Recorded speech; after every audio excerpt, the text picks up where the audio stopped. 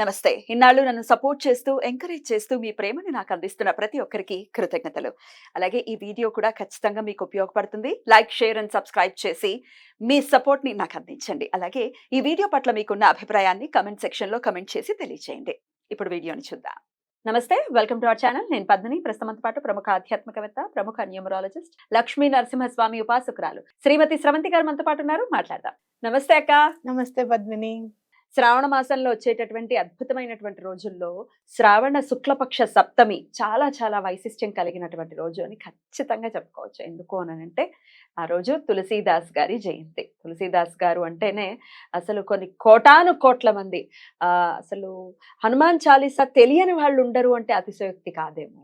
అలాగే హనుమాన్ చాలీసాను ఖచ్చితంగా మననం చేసుకుంటూ ఎంతో ధైర్యంగా జీవితాలని ముందుకు తీసుకెళ్తున్న వాళ్ళు కొన్ని కోటాను కోట్ల మంది. అతిశయోక్తి లేదు ఇందులో. కొన్ని తేబ్య మొహాలు ఏదో అలా వచ్చేసింది అంతే, ఏదో అలా చెప్పేశారు అంతే, కంట్రోల్ ఏంటో అసలు అర్థం కాదు. అయితే కలియుగంలో మహర్షి వాల్మీకి అవతారమే తులసీదాస్ గారు అని చెప్తారు. ఆ స్వామి గురించి మాట్లాడుకుందాం.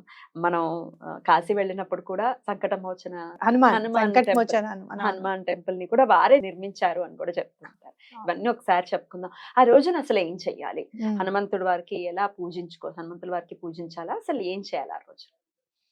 మీరు తులసీదాస్ గారిని చూస్తే వాల్మీకి గారి అవతారం అని చెప్తున్నారు కదా. వాల్మీకి అనుకుని ఉంటారు బహుశా శ్రీరామచంద్రమూర్తి గురించే రాశాను అంతా అని. ఆయన రాసిన రామాయణాన్ని ఒకసారి అవలోకనం చేసుకుని, ఇంత రామభక్తుడే ఈ హనుమంతుడు, అసలు ఇతని గురించి నేను ఏం చెప్పలేకపోయాను ఇందులో అని చెప్పి మళ్ళీ అవతరించారేమో అనిపిస్తుంది ఈ హనుమాన్ చాలీసా కోసమే. సుందరకాండలో చెప్పినప్పటికీ ఇంకా సుందరకాండలో చెప్తారు, కానీ చెప్పినా సుందరకాండ నువ్వు చదువుతూ ఉంటే, అందుకే సుందరకాండ చదివితే పనులైపోతాయి. ఎందుకు అవుతాయి చెప్పు? సుందరకాండలో చెప్తుంటే హనుమంతుడు ఇలా చేశారని చెప్పి మళ్ళీ రాముల వారినే ఆయన కీర్తిస్తూ ఉంటారు. మళ్ళీ ఆ సీతమ్మ వారు భయపడతారు ఫస్ట్ ఆంజనేయ స్వామిని చూసి, ఆయన ఎవరు రావణుడు ఇలా వచ్చాడా అని చెప్పి. అవునా కదా? ప్రతిదీ సీత అమ్మవారును రాముల వారి మీదనే తిరుగుతూ ఉంటుంది అంతా కూడా. ఓకే, కానీ ప్రత్యేకంగా అసలు హనుమంతుడి గురించి ఎక్కడ చెప్పారు చెప్పు? అది భర్తీ చేయడానికే కలియుగంలో మళ్ళీ అనేది నాకు అనిపిస్తుంది అన్నమాట. అందులో అంటే ఆయనకున్న పాండిత్యాన్ని కేవలం భగవంతుడి కోసమే అని ఆయన అనుకొని శ్రీరామచరితమానస్ చదువుతుంటే, ఆయన మామూలుగా ఏదంటే అది అయిపోవడము, ఏది జరిగినా అది మిరకిల్ అవ్వడం అనేది జరుగుతూ ఉండే అప్పట్లోనా. జరుగుతూ ఉంటే, నువ్వు ఏదైతే మిరకిల్ చేసావో నా ఎదురుగుండా చేసి చూపించు అని అక్బర్ బంధిస్తారనమాట. ఆ బంధించినప్పుడు ఆ 40 రోజులు ఆయన ఒంటిగా కూర్చోకుండా ఈ హనుమాన్ చాలీసా రచించారని, అలాగే మరి ఆయనను రెస్క్యూ చేయడానికి బోలెడు కోతులు, అసలు రాజ్యం అంతా కూడా అసలు మామూలుగా చేయలేట. బీభత్సం. ఈయన వదిలేస్తే గాని అవి ఆ బీభత్సాన్ని ఆపవు అని చెప్పి ఆయన మంత్రి ఉంటారు కదా, ప్యానెల్ మండలి, వాళ్ళందరూ చెప్పడము, ఆ తర్వాత ఆయన వదిలేయడం అనేది జరిగింది అనేది చెప్తారనమాట. అందులో చదివేటప్పుడు నువ్వు చూడు, మామూలుగా ఎవరికైనా హిందీ అర్థం అవ్వకపోవచ్చు, లేదు అంటే కదా తెలుగు రాకపోవచ్చు, ఏ భాష వాడైనా సరే అవధి లాంగ్వేజ్ అంటే చాలా చక్కగా భగవంతుడికిను భక్తుడికి అవధి అనేదే లేదు అని, అసలు మధ్యలో ఏమీ లేదు. భాష కాదు కదా, భావం ఒకటే ముఖ్యం అనేది ఖచ్చితంగా, భక్తి భావం అనేదే ముఖ్యము అనేది మనకి ఖచ్చితంగా చెప్తుంది.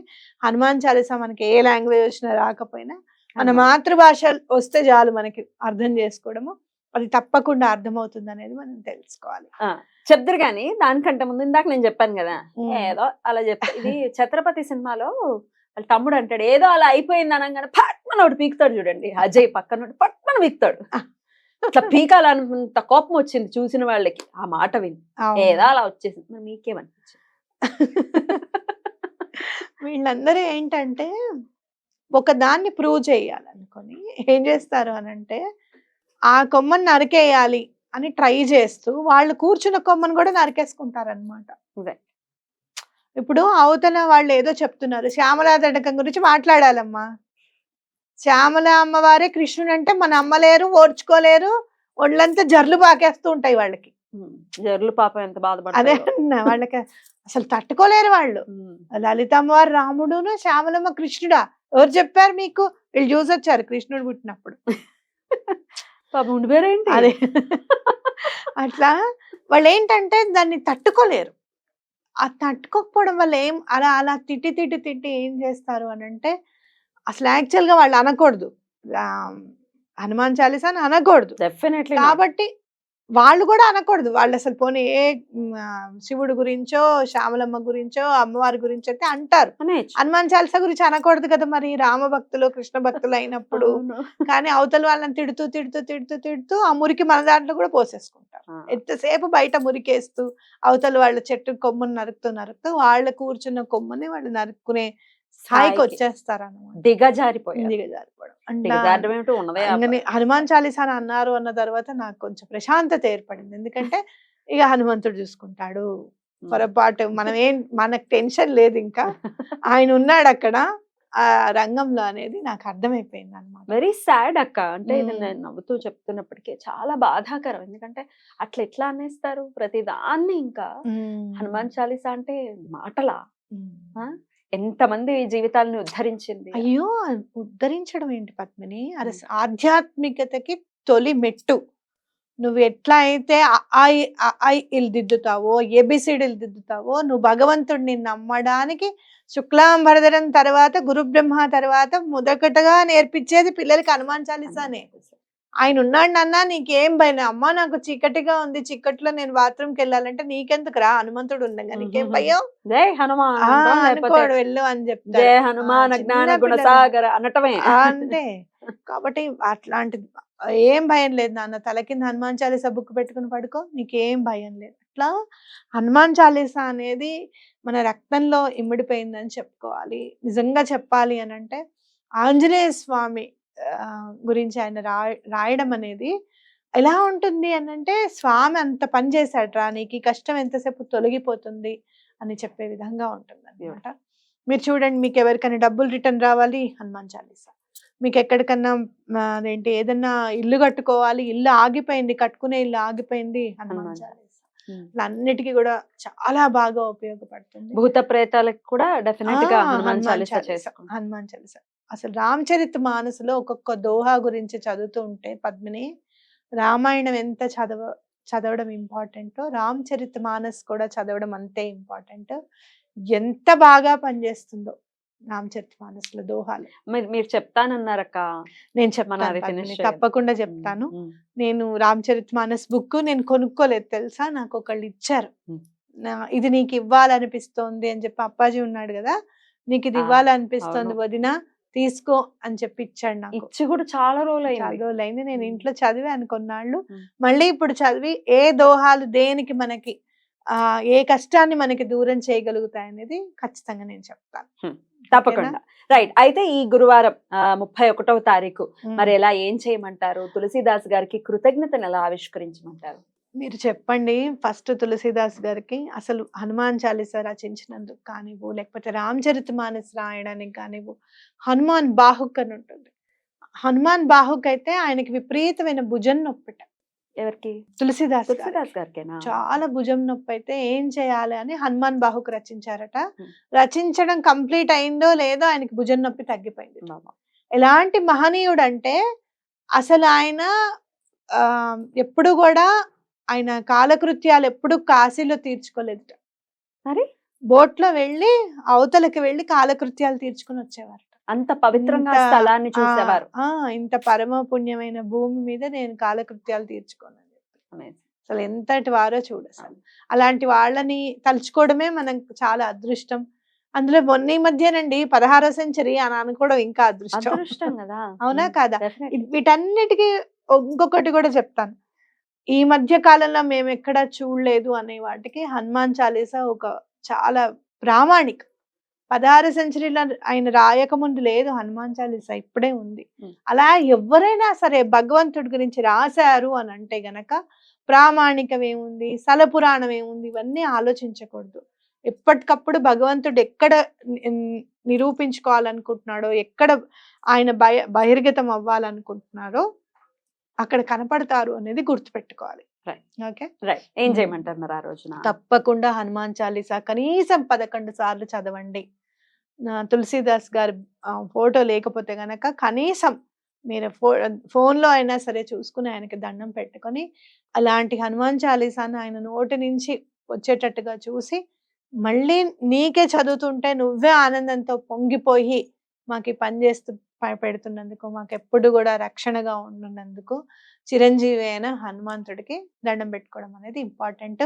చక్కగా అరటిపళ్ళు, మిరియాలు వేసిన దద్దోజనము, మీకు కుదిరితే మెత్తవి ఏవైనా సరే దొరికితే, ఇప్పుడు అంజీరు పళ్ళు మెత్తగా ఉంటాయి, జామ పళ్ళు మెత్తగా ఉంటాయి, మీరు చూసుకోండి ఏవి మెత్తగా ఉంటాయో. మెత్తటివి ఏవైనా సరే, రేగుపళ్ళు అయితే చాలా ఇష్టంట ఆంజనేయ స్వామికి. నేను అందుకే రేగుపళ్ళు వచ్చినప్పుడు తప్పకుండా పెడతాను. పనస తొన్నలు ఒకటి మెత్తగా ఉంటాయి, అవునా కదా? అలా మెత్తగా ఏవేవైతే ఉన్నాయో అవి స్వామికి నైవేద్యం పెట్టడం అనేది చాలా ఇంపార్టెంట్. పెట్టి పిల్లలు చాలా చక్కగా పైకి రావాలి అని చెప్పి దండం పెట్టుకోండి. ఒక్క విషయం చెప్పాలి ఇందులో, మైత్రి పుట్టిన తర్వాత ఇంకా డైలీ పనులలో ఉంటాం కదా, మామూలుగా పనులు చేసుకుంటూ ఉంటాం. కానీ మా మైత్రి స్కూల్లో జాయిన్ చేసినప్పుడు మాత్రం కాస్త ఇవి చదివించాలి ఏదో ఒకటి అని చెప్పి అనుకోవడం, బాగా అల్లరి ఉండేదన్నమాట. ముందు కుదురు రావాలి, అప్పుడేమిటి, ఇప్పుడు కూడా అల్లరిగానే ఉంది. ఇంకా అది కిడ్డే. కుదురు రావాలి కుదురు రావాలి అని బాగా ఉండేదన్నమాట. అప్పుడు నాకు ఒక బుక్ లో ఇది కనపడింది, రామచరిత్ మానస్ దని ఇప్పుడు తెలిసింది. టైం కూడా చూడు 3:33. ఓకే, కరెక్ట్ గా చేసినప్పుడు 3:33 వచ్చింది. ఓకే, అయితే అది అది ఏంటో చెప్పనా, ఇది రామచరిత్ మానస్ లోని దోహ అన్నమాట. ఈ దోహ చదివితే ఏంటక్క పిల్లలకి రక్ష? పిల్లలకి రక్ష, చాలా బాగా చదువుకుంటారు. అయితే మన వాళ్ళకి కూడా చెప్తాం. చాలా బాగా చదువుకుంటారు పిల్లలు. ఇది చెప్తాను విను. చెప్పండి. జేహి పరాకృసాకర హిజను జాని కవి ఉర అజిరన చావహి బాలి మోరీ సుధారహి సోసభాంతి జాను కృపాకరహి హి కృప అగాతి. ఇది కూడా అవధి భాషలోనే ఉంది. అవధి భాషలోనే. ఇది చదివించవచ్చు. అద్భుతం. అయితే దీని గురించి ఒకసారి సపరేట్ గా ఒక వీడియో చేద్దాం, కొంచెం వివరంగా. ఏవేవైతే దోహాలు ఉన్నాయి, దోహాలు మ్యారేజ్ అవ్వడానికి ఉంటాయి, ఫైనాన్షియల్ ప్రాబ్లమ్స్ ఉంటాయి, అన్నిటికీ ఉంటాయి. చెప్పండి అక్క. చెప్తాను, తప్పకుండా చెప్తాను. ఇట్లాగే ఒక 4 లైన్లు ఉంటాయి. 4 లైన్లు ఉంటాయి. అవి 108 సార్లు చదువుకోవడమే రోజు, గుర్తు పెట్టుకొని. రోజు తయారు చేసేటప్పుడు, నేను జడ వేసేటప్పుడు చెప్పమ్మా అని చెప్తే చదివించాను. బ్యూటిఫుల్. చాలా చాలా బ్యూటిఫుల్ గా తెలియజేశారు అక్క. డెఫినెట్ గా ప్రతి ఒక్కరూ కూడా హనుమాన్ చాలీసాని మమేకం చేసుకున్న వాళ్ళు ప్రతి ఒక్కరూ కూడా కృతజ్ఞతను ఆవిష్కరించాలి. ఈ మధ్య కాలంలో కూడా స్వామి నువ్వు ఉండంగా కూడా నాకు ఇది ప్రాబ్లమా, నాకు నువ్వు ఇంట్లో ఉన్నావని నాకు చూపించావు నిదర్శనము, నువ్వు ఉండగా కూడా నేను ఈ కష్టం అనుభవించాలా, నాకేం చేయాలో నాకు అర్థం కావట్లేదు అని అనుకుంటే 11 సార్లు హనుమాన్ చాలీసా చదవమన్నా, హనుమాన్ చాలీసా చదవడం 2 సార్లు చదివాను, 3 సార్లు చదివాను. నేను రేపటి నుంచి అవుతా 11 సార్లు. ఇవాళ నాకు మనసు ఇదిగా ఉంది, తొందరగా వెళ్ళిపోవాలి, రేపటి నుంచి చదువుతా. ఇది గ్రాటిట్యూడ్ నోట్ కింద పెట్టుకో స్వామి 3 సార్లు అని చెప్పి దండం పెట్టుకోవడం. వితిన్ 2 hours లో నాకు పని అవ్వడం అనేది జరిగింది. హనుమాన్ చాలీసా ఇప్పుడు అప్పుడు కాదు, ఎప్పుడు కూడా ఎటువంటి పరిస్థితుల్లోనూ రోజుకి 3 సార్లు చదవడం అనేది అలవాటు చేసుకోండి. బ్యూటిఫుల్ అక్క. చాలా అద్భుతంగా తెలియజేశారు. కృతజ్ఞతలు అక్క. నమస్తే. నమస్తే.